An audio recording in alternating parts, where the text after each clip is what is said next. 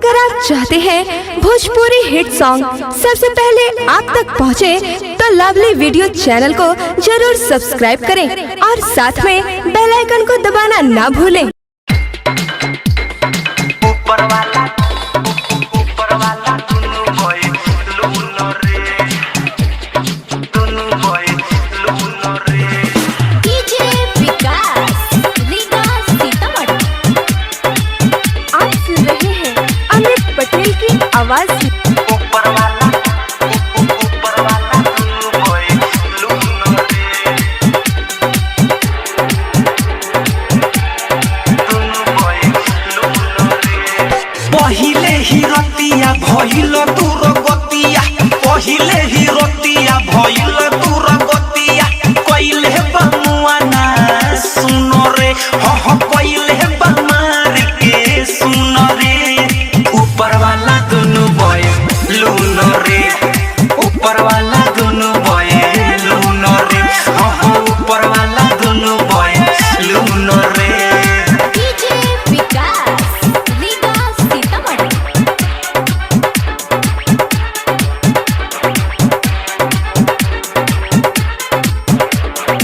Shiv Manmohan recording studio Delhi. ऊपर वाला दुनु बोय लूनो रे,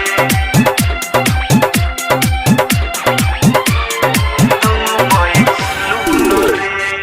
उठे दर्द बड़ी जोरावा से, आही रे दादा चलल न जाता है गोड़ावा से, उठे दर्द बड़ी जोरावा से, चलल न जाता है गोड़ावा से।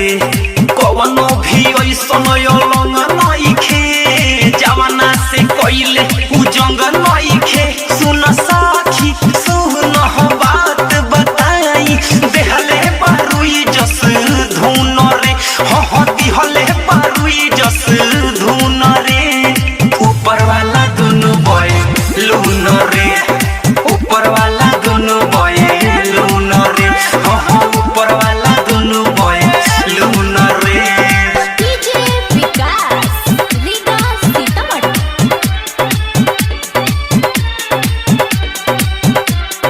ऊपर वाला दुनु बोय लूनो रे, दुनु बोय लूनो रे। दिहलस पलंग पर चापी, आहिर दहदा गोइल बदन मोर कापी हो रे रे सखी। दिहलस पलंग पर चापी हो, गोइल बदन मोर कापी हो। डांट के बोलल सटर गइनी, से जे पचित पसर